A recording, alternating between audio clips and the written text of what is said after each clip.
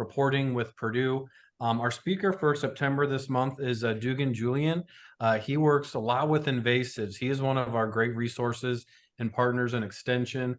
I really don't want to tell you guys what he does because I think he's a better resource for that. So Dugan, the floor is yours. We typically try to go, about half hour, 45 minutes speaking, and then time for questions at the end. But please use that chat box if you guys have questions, and we'll stop the presentation because this is one of those topics where it is kind of close to home and we're still learning new things about it. So Dugan, the floor is yours. Hi, everybody. As Jeff said, I'm Dugan. I'm one of 6 regional specialists with a nonprofit called SICIM, SICIM, stands for State of Indiana Cooperative Invasives Management. So what the regional specialists do is we work with landowners, particularly private landowners, and provide free landowner surveys for invasive species and follow-on management plans, also free. These management plans are eligible for NRCS programming. We've designed our management plan alongside with NRCS, so landowners can use those for things like EQIP or CRP. We also help form SISMAs, which are cooperative invasive species management areas, if you're unfamiliar. And those are basically just organizations that focus on handling invasive species in the natural areas, particularly public areas in a county or a specific region. Some of them span more than one county. Some of them focus just on a single state park. So, but those SISMAs are something that we help form and organize and keep on track and act as a resource for planning events, hosting education, outreach programs, things like weed wrangles, which is a nationwide program that Indiana is the top in, like not even by a little bit, by a lot of it. We had over 200 weed wrangles last year in Indiana, which is more than the next top 5 states combined. So we help do all of that. We partner with a lot of extension offices throughout the state, as many as we can. And if you haven't partnered with the regional specialists with SICIM, I would highly recommend doing so. If they haven't reached out, please reach out to them. We would love to work with you 100%. I've done presentations for master gardening groups, master naturalist programs. I was recently at Miami County Purdue Extension's leadership panel, and I've done that 2 years in a row. So we are, in theory and in practice, kind of the one-stop shop for invasive species management. If we don't have an answer about an invasive plant species, we will get you to the person who has it, so you don't have to use your very valuable time doing so. Yeah, please, thank you, Courtney. Yeah, if you have any questions about SICIM, which stands for State of Indiana Cooperative Invasives Management, a whole lot of words. We're the hub for invasive plant species in Indiana. Like, officially, bar none, we're the place. And we link to a ton of other resources. We have a lot of resources for land managers and professionals, people who have no clue where to start. We help with all of it. And that's across the entire state. If you don't have a regional specialist assigned to your county, we will make one assigned to your county. And we will work with you on whatever it is you need done. And if you don't know what you need done, we'll figure out what you need done and help you move from there. I've been asked specifically to speak about some invasive species today. The one that we're going to start off with, and I'm going to get my screen all prepped up and then I'll share it, is an invasive species that's really become statewide a huge problem, like Jeff said, over the last 2 to 3 years, and that's poison hemlock. Share screen. There we go. Share. All right, so by sign of head nods and my tiny window boxes, so you guys seeing what I'm seeing. All right, cool. I first put this program together for Jeff at a park training that he conducted. So if there's any questions along the way, please feel free to chime in on the chat, and then we'll have a Q&A afterwards as well. So scientific name for poison hemlock, the Conium maculatum, originally from Europe and especially South and Eastern Europe. brought in as an ornamental. Um, if you're unfamiliar with poison hemlock, every part of it is exceedingly toxic if ingested. The leaves, the stems, the flowers, the seeds, the root, everything is potentially fatal on this. It spreads very rapidly. Being in the carrot family, it gets those really big umbral flowers, and every one of those flowers has just tons of seeds, and they're really small and they spread extremely easily, and they will go everywhere very quickly. Okay, cool. Oh, my slide didn't work the way I wanted it to. Okay, well, we're going to start in the left-hand corner. This is what those rosettes look like as a biennial. This is what you're going to see in the primary growth years, where it sends out really bushy, carrot top looking fern-like leaves. They're very dark and very, very dense, and they'll grow in huge clusters like you see here. In the first year, they'll still have this telltale purple splotching along the stem. Little harder to get to. You have to kind of weed your way through the leaves in the first year. And some people do get a contact dermatological reaction on this. There's not a lot of scientific research into why some people do and some people don't. So it's always best to kind of just assume you will when dealing with this plant, and wear gauntlet level chemical gloves, rubberized gloves, something full long sleeves, and really be careful with, touching your mouth, your eyes, your tongue, whatever, whenever you've been around hemlock. But first year rosettes, really dense, and that's a really good time to try to control it by manual pulling, especially. Get that taproot out and get it before it can germinate seeds. When it does bolt, you'll see these stems, and this is the easiest time to see it, when it looks like this one right here in the bottom right. Those huge, tall, up to 8-foot tall stands of white flowering bolted hemlock that dot all the roadways across Indiana at this point. These hairless stems, and that's a good way to tell it from Queen Anne's lace or from wild parsnip, is that it's got hairless stems, and it's got that purple splotching all along the stems. And that fades out as it gets closer to the end of the leaves and closer to the flower caps. But it'll be on the main stalk, and it looks like somebody spray painted it. If you've never been up close to it, it really does just look like somebody spray painted a green stem. Once it bolts, which is usually, depending on where in Indiana or in the area that you are, further south, it's earlier, north, later. Anywhere between early March and mid-April, these things will start bolting, and they bolt very quickly. And then once they bolt, they'll get these big umbral flowers.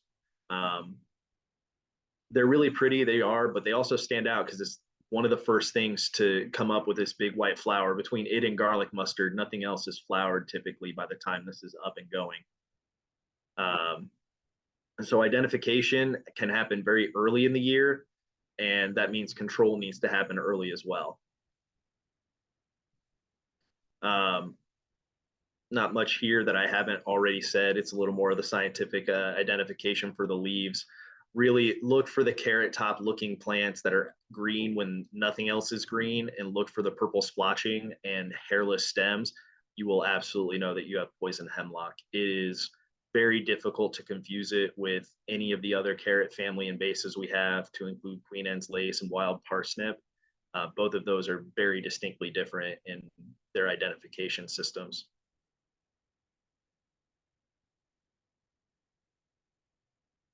No, thanks, Jeff. Okay, go back. Sorry about that.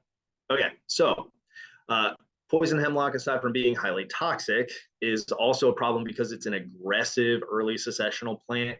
It will take and spread its seed very rapidly, and you'll get these very dense infestations of rosette clusters that can cover entire ditch banks, roadsides, woods edge.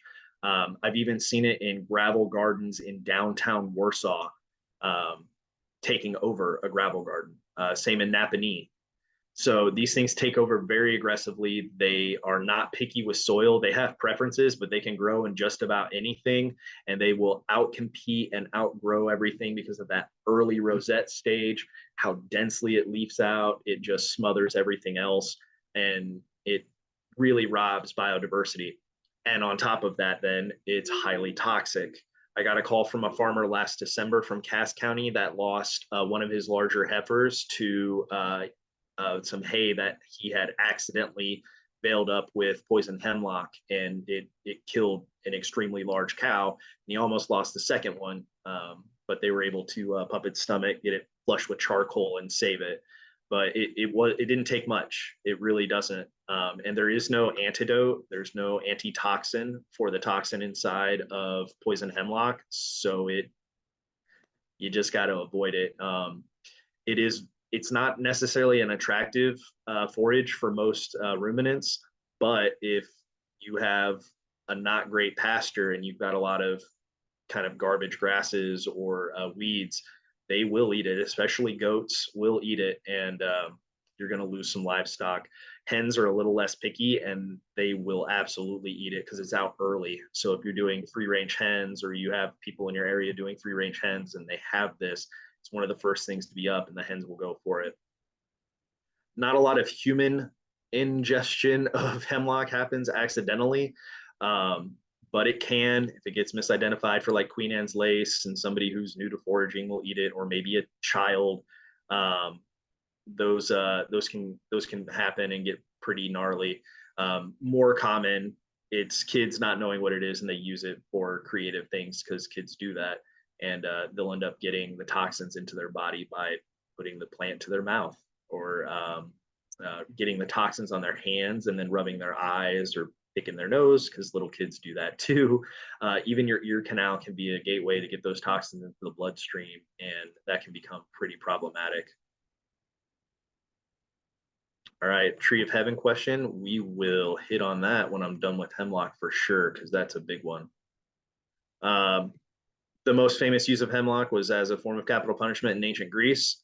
Socrates, of note, was punished to capital punishment via suicide with a hemlock tonic, and yeah, it killed him. Pretty gnarly death at that.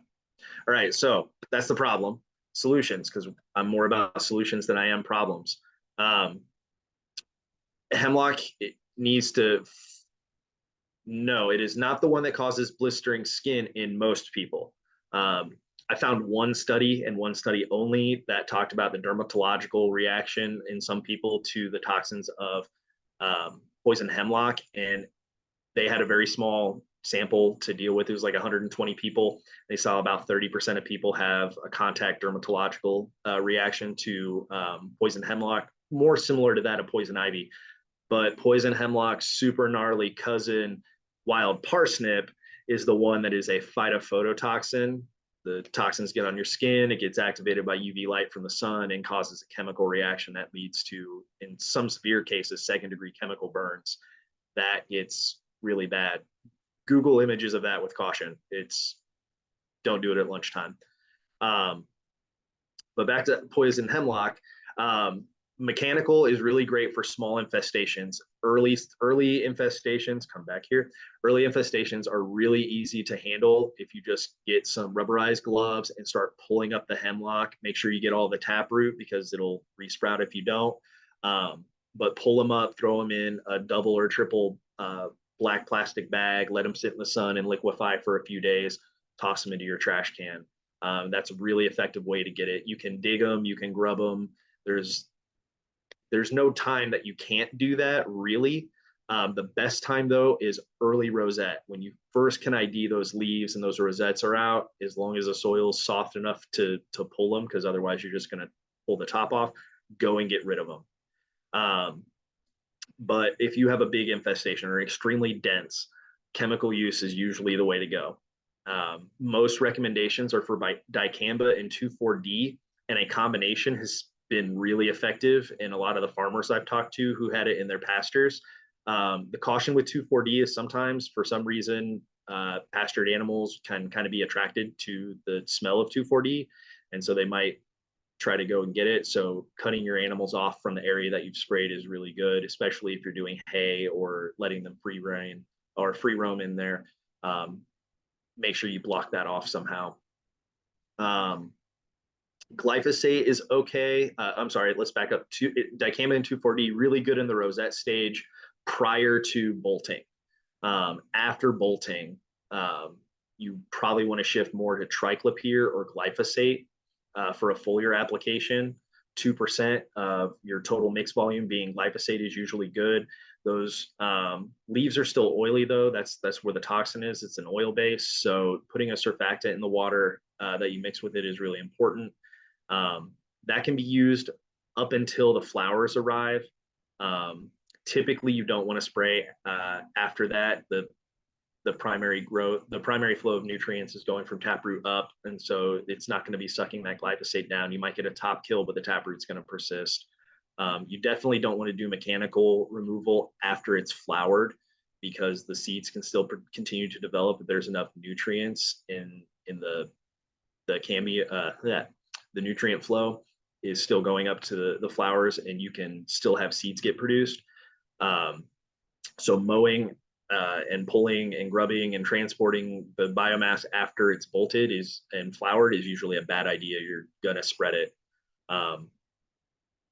So 2,4-D dicamba early in identification, glyphosate after it's left that early rosette stage and started bolting, or all the way up until flowering.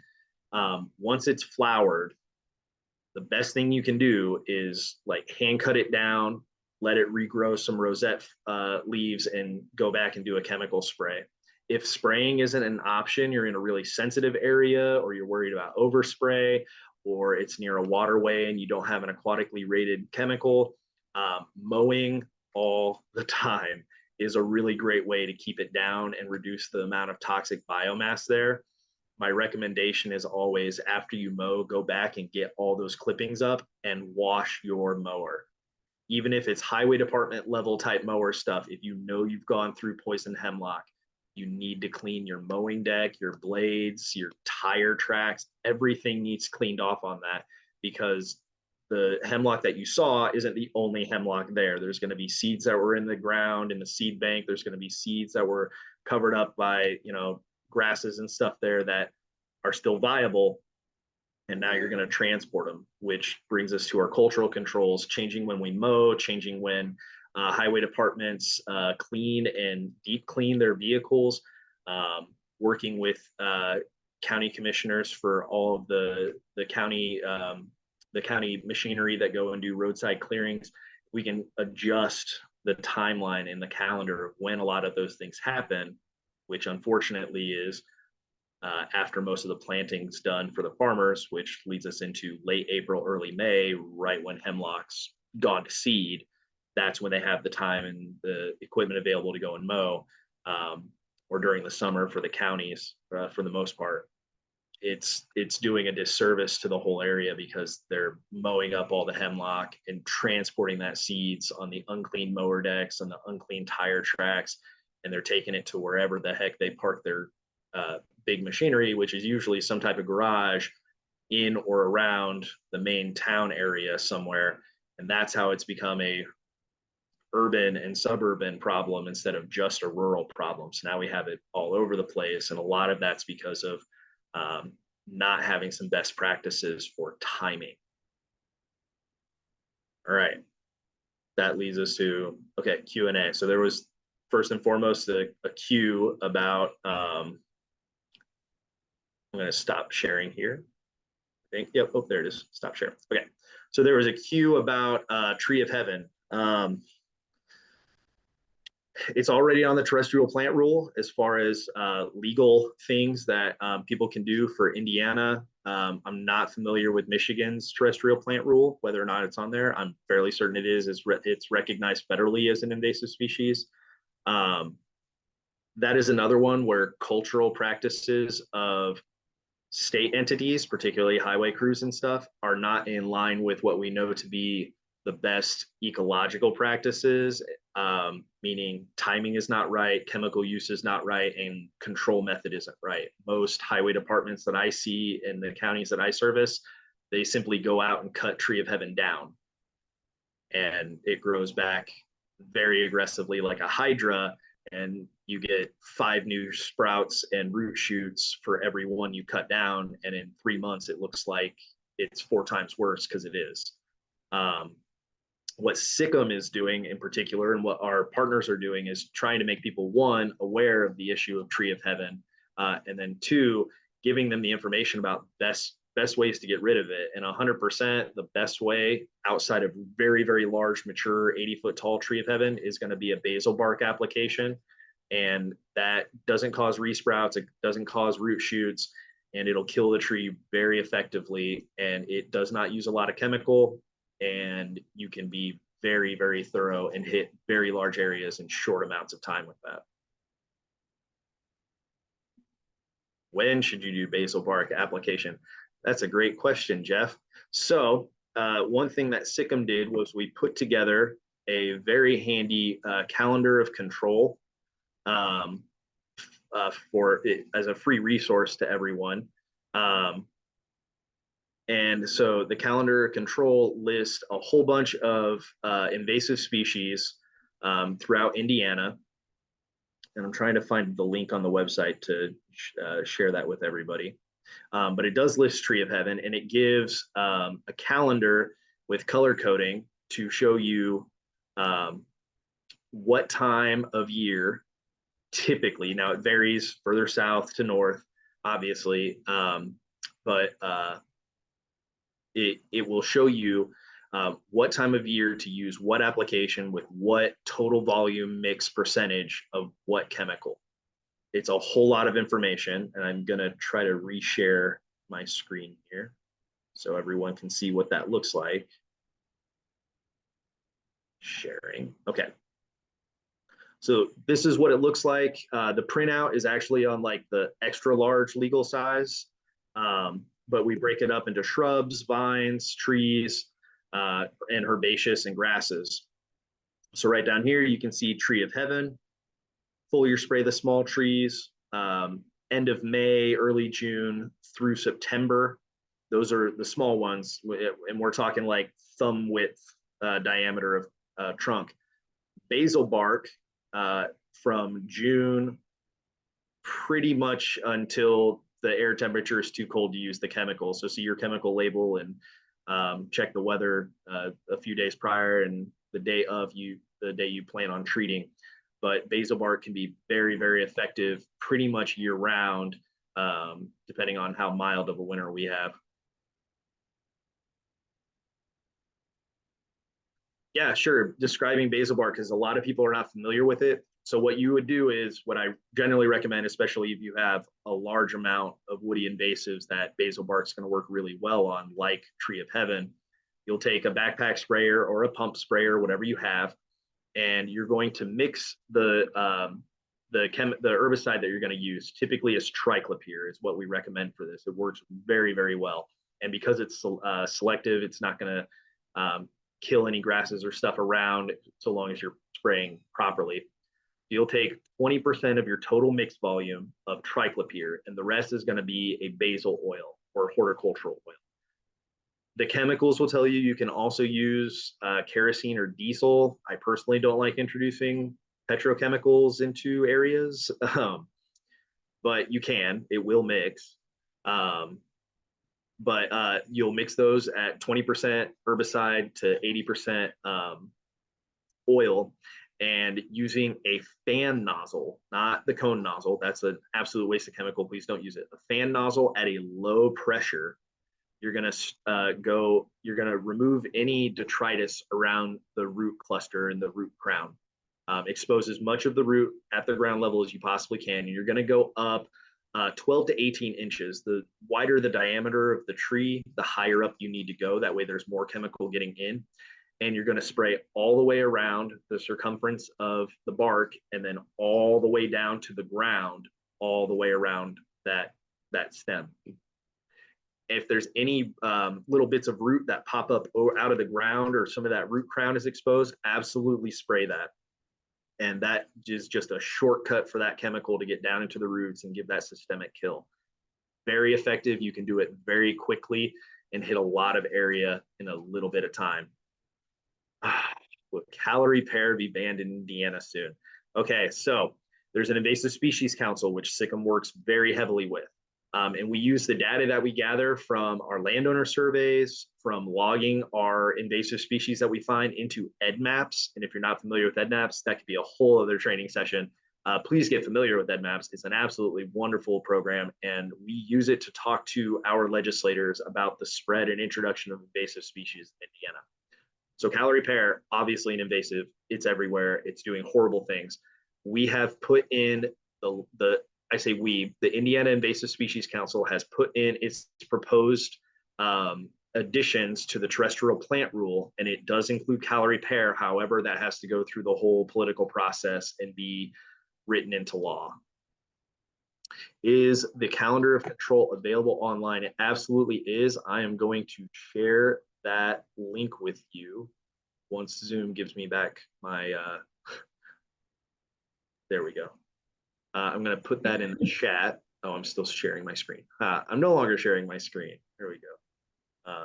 There's the. I'm also including the link to that calendar in the follow-up email to you guys, so it'll be there too.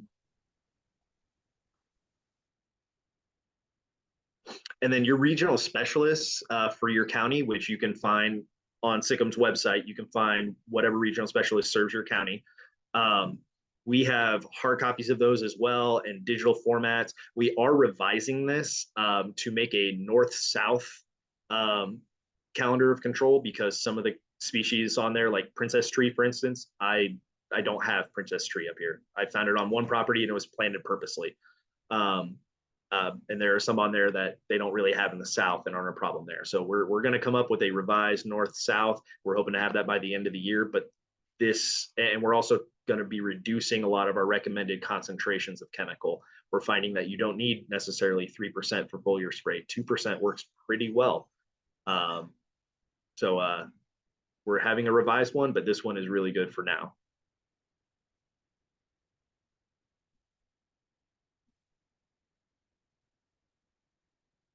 Any other questions?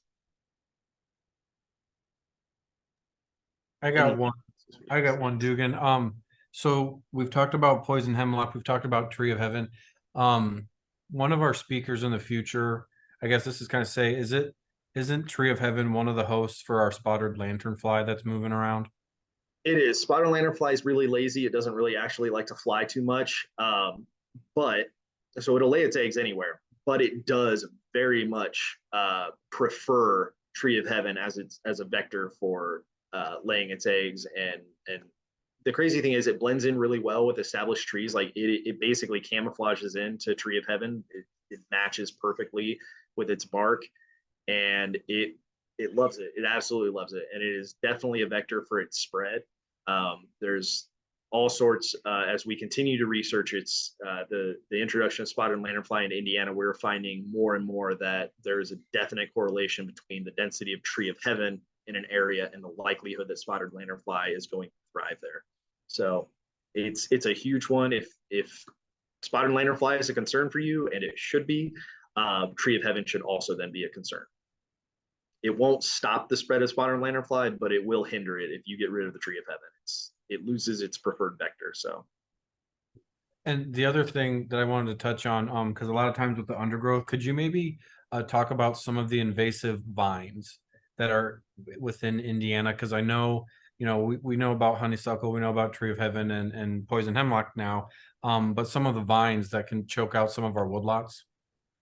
yeah, the one that's absolutely most dangerous, and so I'll talk a lot about that one. Then I'll focus more on that one. We'll see where the discussion goes, wherever questions are. It's going to be Asian, formerly known as Oriental bittersweet.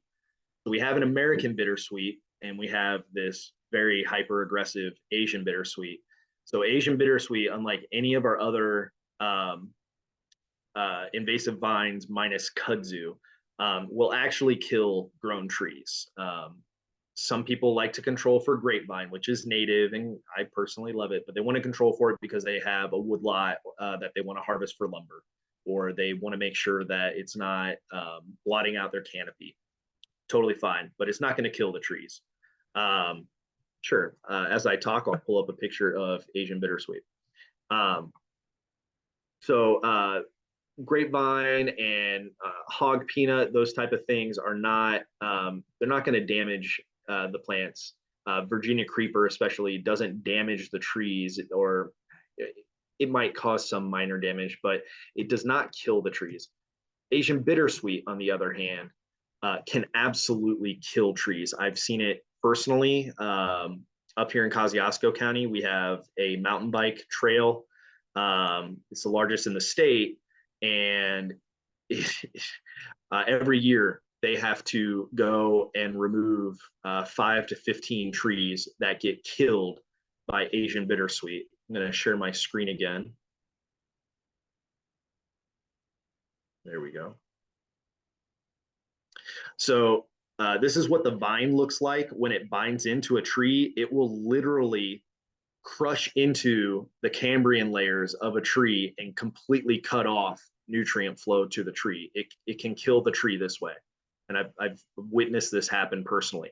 Then all the weight of the biomass that's further up the tree will eventually, when a nice wind comes or the soil gets really, really wet, it's going to pull that thing down. But the vine doesn't die because it's got a massive root system that crawls all through the area around it. It's just going to use that dead tree to be a nutrient source as it starts climbing up the tree next to it. It'll twine in, you can see right here, it'll bind and wind around itself and any other vine or woody shrub or tree in the area. It will absolutely bind around them. It'll make ropes of itself. It's, as you can see here, it's absolutely an aggressive vine. So the big difference between Asian bittersweet and American bittersweet is where the berries form. So on Asian bittersweet, the berries will form, the berries and flowers will form all along the actual vine. All along the vine, the berries will form right there on the vine. You can see them right there, they're all along it. American bittersweet will grow a terminal at the end of a branch of the vine. It'll grow a terminal cluster of fruit and flowers. It almost looks like grapes, except for they're orange.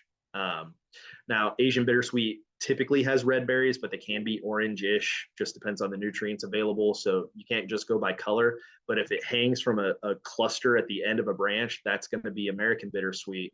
But if it's all along the actual vine itself, that's going to be your Asian bittersweet.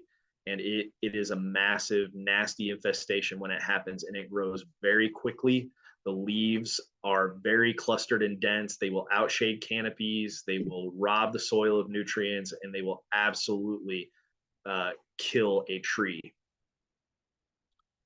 How can someone get more involved or learn more about invasives in general? Contact a regional specialist, go to the SICIM website, email me, and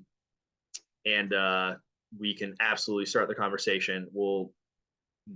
Yeah, if you're completely new to invasives, we love those conversations because it's really fun. So on the SICIM website, you can find your individual regional specialist, as it was posted by, I believe, Courtney. Yeah, no, it's Jeff. And we would love to start the conversation. Phone call, email, text message, it's fine. Any of the above. In person, want to get coffee and talk about invasives? Yes, please. All right, so understanding that bittersweets hybridize, they have hybridized, unfortunately. The Asian bittersweet and American bittersweet have in some cases hybridized, and it becomes very difficult to tell. Usually you have to start looking at multiple identification factors, like how wide are the leaves? Do they have a very sharp terminal end or a shallow terminal end? Are the fruits growing in clusters? If it hybridizes, though, we always recommend controlling it and getting rid of it, because that Asian bittersweet tendency in that gene pool now, it's a problem. It will, just like hybridized cattail is considered invasive as opposed to the wide leaf being the native and being okay, the narrow being the invasive. Once they hybridize, we tell you to control it because it now is an invasive species.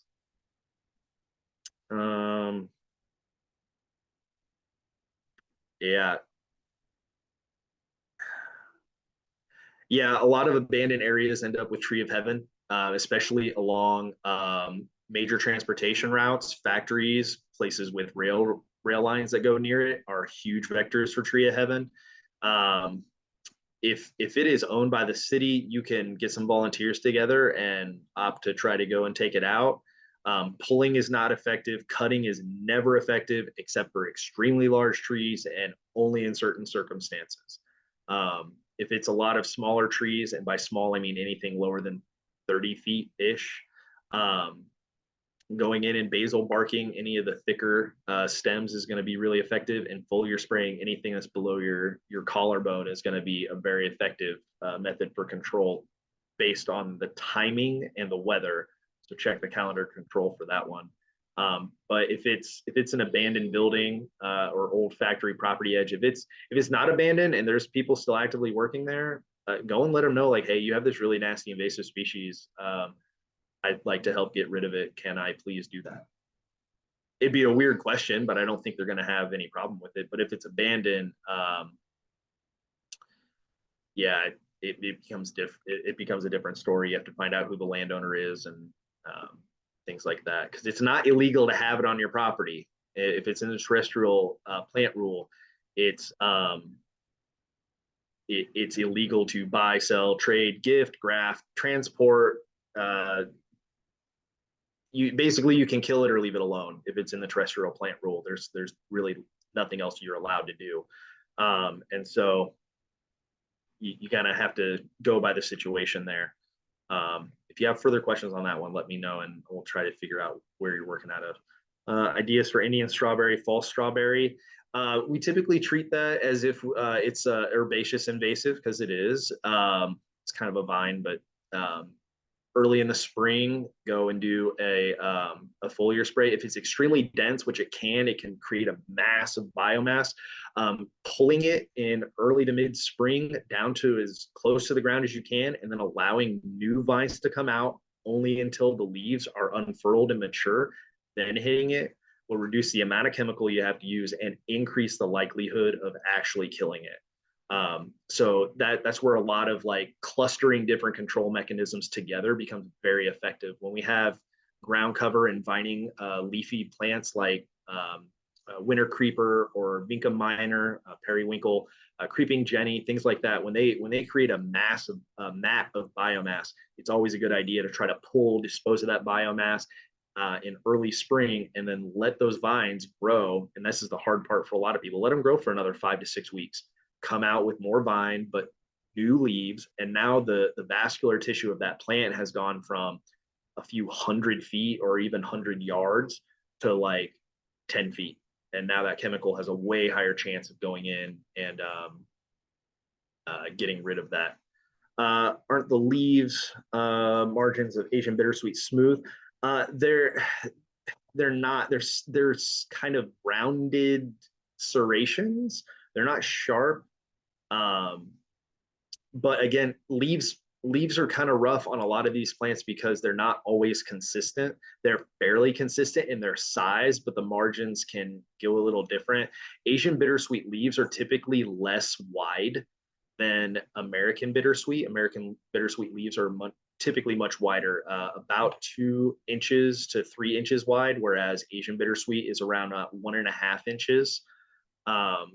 And the other, if you're looking at leaves, Asian bittersweet leaves are going to be way closer together, a lot less space and a lot less separation as they go down the vine, whereas American bittersweet will have a lot more space in between. And that's pretty typical behavior of native versus invasive. A lot of our plants allow for space between their leaves for a little bit of sunlight to come through because they play nice with all the other plants around it. A lot of our Asian plants, their competition in their native range is stuff like kudzu and bamboo, so they don't play so nice. They're very stingy with the resources. Okay, it's an abandoned stretch of property. Yeah, so that becomes a question of who's in charge of that property. Using your GIS system can be a really great way to find out who the property owner is and reaching out for contact that way for that tree of heaven issue. Autumn olive, hey, it's that time, right? So autumn olive control is another one where basal bark can be really effective. And the calendar of control has that on there as well. Cut surface is a very effective method for autumn olive, especially if you have a lot of fruiting large autumn olive. Cut surface stops that in its tracks. You don't have to wait or anything. You can absolutely just take some loppers, or if it's pretty thick, and autumn olive is kind of a hardwood, so I've broken loppers cutting it. Chainsaws are a really great tool. If you don't have one of those small 6-inch bar Milwaukee hatchet chainsaws, highly recommend. It's like $180, and those things are perfect for invasive species removal. I'm gonna stop sharing. I just realized I had that up. But autumn olive control can be done pretty much through the summer into the fall, even winter if it's mild enough. Cut surface where you cut it as close to the ground as possible, and then go in and paint that Cambrian area if it's wide enough. If it's small enough, just hit the whole thing with a 50-50 mix of glyphosate and water. That's going to give you really good kill for the autumn olive. The young leaves can be hit with foliar spray, especially earlier in the year. 2% glyphosate, 98% water, but add in a little bit of surfactant, about 1/4% of your total mix volume, and that's going to let that sit onto the leaves, sink in really well, and permeate down. Crown vetch control is going to be very similar to what I said about the strawberry because it can grow just so clustered and massive. I like to pull it up and bag as much as I can, usually before it flowers if I can get it, and then let it grow back in that area. If you can't use chemical, you can continuously mow and pull it, and you're going to deplete the nutrient stores and the seed bank over the course of about 2 years. But you just got to be out there and not let it go back to seed, or else it's going to just be a self-perpetuating loop of growth, and that becomes a problem. But for chemical, you can use a 2% glyphosate with a 1/4% non-ionic surfactant, and that's going to be really good. If you're not familiar with mixing your chemicals, or you're talking with people who aren't, most of Indiana has very hard water. You need to treat your water or use distilled water prior to mixing your chemical. Ammonium sulfate is a really good one, and it'll just condition the water to mix with that chemical better. The chemicals are made to be in a slightly acidic water, not alkaline. So you can increase the efficacy of your chemical by 30 to 70%, depending on how hard your water is, just by conditioning it. Rainwater is also another good alternative because it's not alkaline like our groundwater is. So if you've got a rain barrel, that's your free chemical mix water.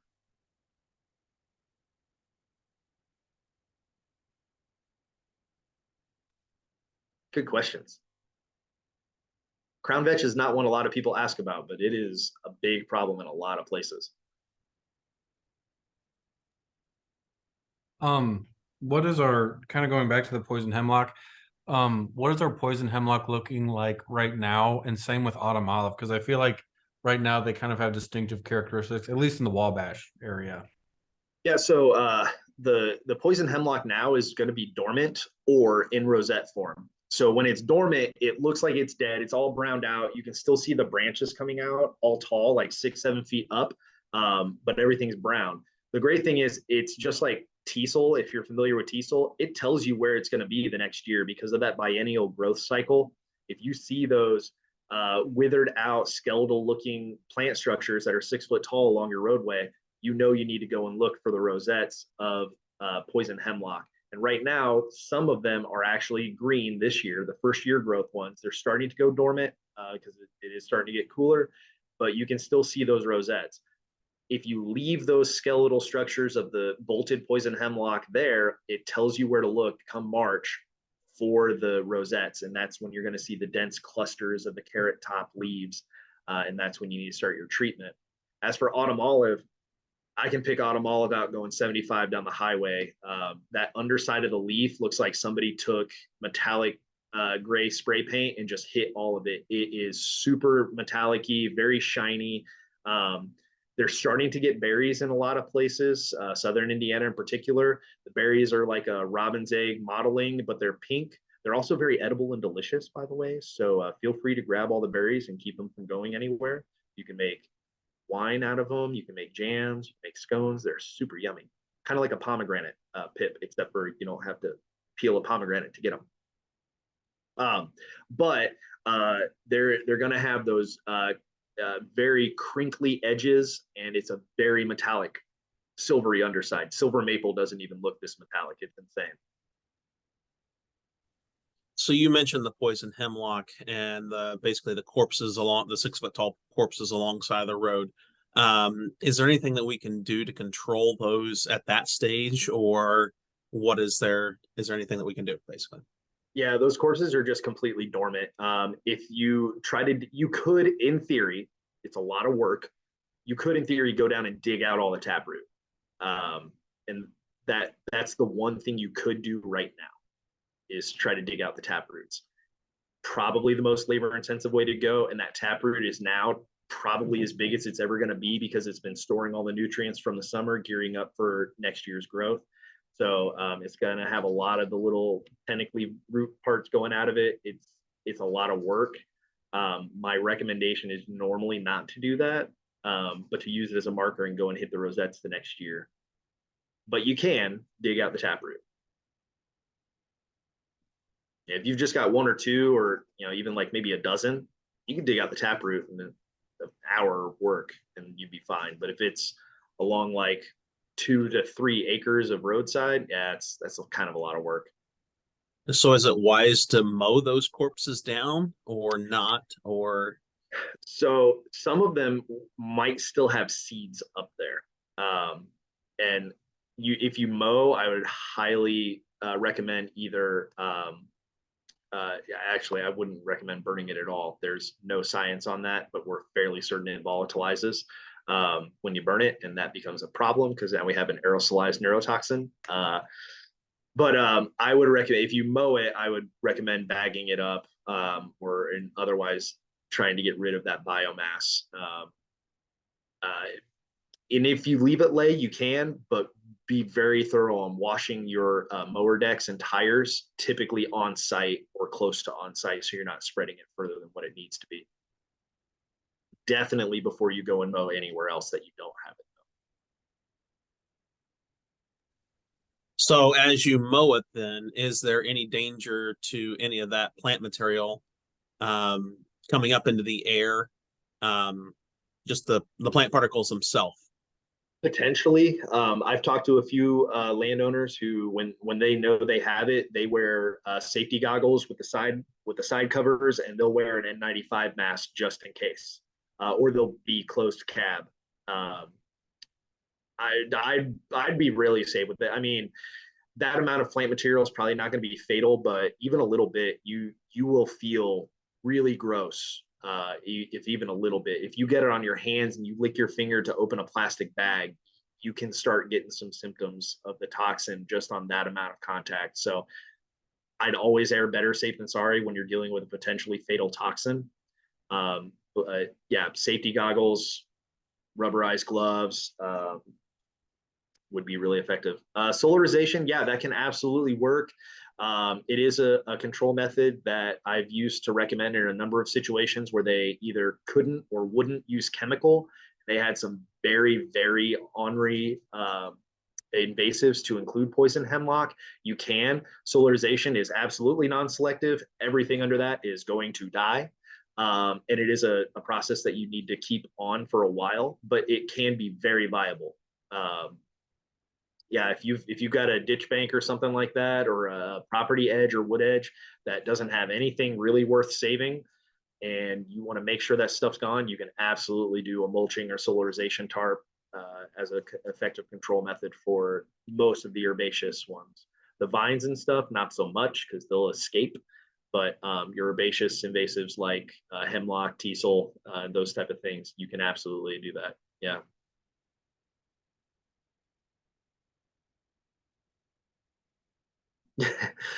Yeah, when we do education events, we usually try to only go up to maybe 2 or 3 species. And then if people have specific questions on other species outside of that, go with that. When we do weed wrangles, we don't tell them about all the invasive species on the property, all 32 of them, and then send them out to get them all. We'll tell them like 2.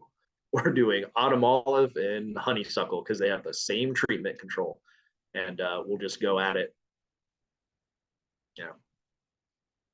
I'm a big fan of the KISS method. Keep it super simple. Any other questions out there? We've still got a few minutes with Dugan. I will say, Dugan, I can't remember if you're going to be there, but there is a weed wrangle for those in the Huntington, Wabash, Grant County at the Salamonia Interpretive Center this Saturday. So we'll be going there. A lot of our weed wrangles are on a 3-year cycle. So first year is kind of the, hey, we're getting kind of knee deep into the weeds, and then second year is more maintenance and pushing out. This is our third year at Salamone, so it's more of a clean up and make sure we got everything. So we'll have some education there for folks, and but again, that's kind of that's kind of localized in the northeast quadrant of the state. We do have weed wrangles all over the state. And we have on the SICIM website, we have a calendar of events. It lists all the weed wrangles that get registered with SICIM because we're the official state registration for it. To answer Judy's question, no, weed wrangles are not hosted on residential properties. It is a program specifically designed to help natural areas that are open and available to the public.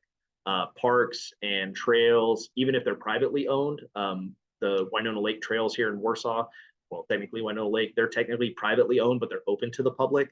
Those type of places are what we want to preserve: land preserves, state parks, things like that. As for the question about the solarization seeds, it depends and varies by species and also what climate conditions you end up. If it's a really hot, crazy summer, those seeds are not going to be nearly as viable. But if it's cold weather invasive and the solarization went through and it was kind of a milder winter and it didn't go, those seeds are going to be viable for a while. Garlic mustard, for instance, can be viable in the soil for 150 years. So there's really no set standard for it. Courtney, yeah, so SICIM is hosting its first annual run-in and wrangling event. So we're going to host a weed wrangle and a 5K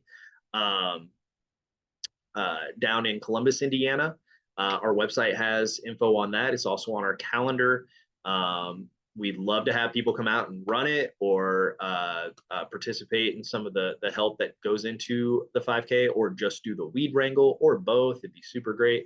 The idea here is that we're going to have that rotate through the state and just kind of get people who might not ever come out and do a weed wrangle, but they'll run 5Ks religiously.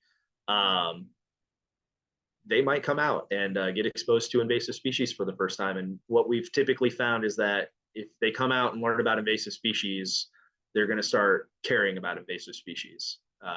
Usually only takes one shot. So it's going to be a really fun event. Encourage all of you to hit up your regional specialists and see how you can get involved. Salamone Weed Wrangle info is on the Upper Wabash Invasive Network's Facebook page. That's UWIN. It's also on SICIM's Weed Wrangle calendar. It has the address and date on there as well.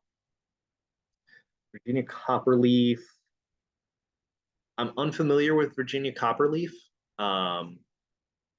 so I don't know. I'm not sure on that one. What county are you in, Henry?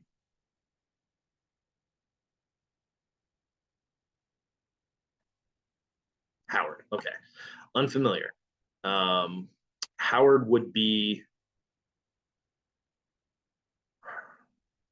I'm actually not sure. I think it's amber.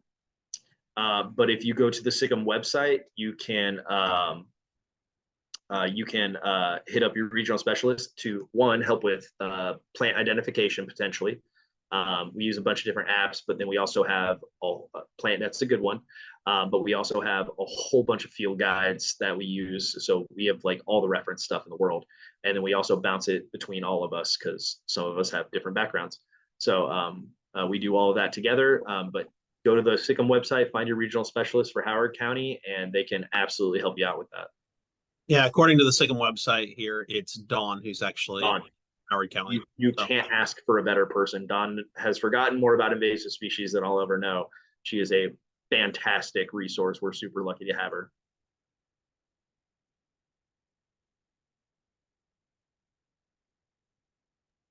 And then as we're kind of, go ahead. So as we're kind of wrapping up here, we will put a in the chat box, there is a link to a oh, spit it out, our evaluation for the end of it. We're going to do these more towards the end of the year, because as we approach the new season, we want to make sure we're covering what you guys actually want to hear about. So did that get put in there? I'm looking for it right now. I'm sorry, Courtney, I dropped the ball. But we'll get that put in. We've got a few more minutes for questions, but if you could have, oh gosh, oh, there it is. Matthias has posted it. So if you guys could fill that out, we'll also have that on the email following up. That's going to help us out. We've got about 4 or 5 minutes left. Dugan, thanks for coming out. This has been really good to just kind of have some real world. I like the snapshot of where we're at with invasives, making sure we know, hey, what's going on right now, what we can do. We'll have his information on our email that we send out, as well as a few other places. And as always, we record this. So any other questions as we wrap it up? We appreciate, we had a good crowd today. Invasives is kind of one of those hot topics. I don't have the calendar in front of me, but we'll have another one. I believe it's pests for next month, if my memory serves me right. But we'll continue going on Thursdays with that. But for now, we appreciate y'all coming on. Again, please fill out that survey if you would. And like I said, we can stay on for a little bit longer. And thanks everybody for coming. I encourage all of you, join the SICIM newsletter. We only send one out quarterly. And we have a statewide invasive species conference. And last year, we talked about Asian jumping worm, spotted lanternfly, landscaping, working with legislators. We had a live demo of all the different tools you might actually use and when to use them. We did field trips and identification stuff. It was a really great conference. Join the newsletter, keep it on your calendars. Next June is when we're having it. The exact date, I can't remember if the committee said it or not, but we have lots of credits. Not that most of you will have to worry about getting credits, but it's a really great opportunity. We had about 275 people last year. It's a really great thing. It's a great way to meet your regional specialist and meet other people who are working in this area and expand your network and expand the number of resources you can offer the people who come to you guys. And I'll just make a pitch. The weed wrangles are fun. I've been to probably 5 or 6. Not only do you get to do the ID, but they'll put loppers in your hand and you get on your hands and knees and identify. And I know a couple of homeowners who've gone to those and kind of figured out what method works best. And then they take it home and they do it themselves. They get their friends out there and they, follow the label and go that route. So we've had some success with things like bush honeysuckle, and autumn olive and things like that on home properties, because those weed wrangles are very much hands-on. So yeah, it's a good and it's always cool. You get 20 people out there, you go for 3 hours, and that's 60 man hours of work, and you just get to see the transformation of the landscape instantly. It's a lot of fun. Yeah. So if nothing else, then we will sign off. Thanks everybody for coming out, and we will see you next month. Thank you all for having me. I appreciate you guys. Thanks, Dugan.